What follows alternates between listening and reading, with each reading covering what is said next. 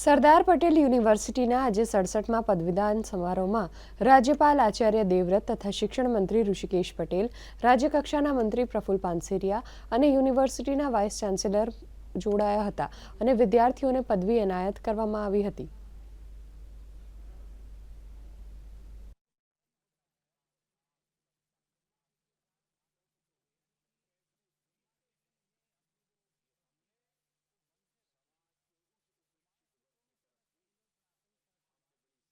તમામ સ્ટુડન્ટ્સને અમે હૃદયપૂર્વકની શુભકામના પાઠવી છે.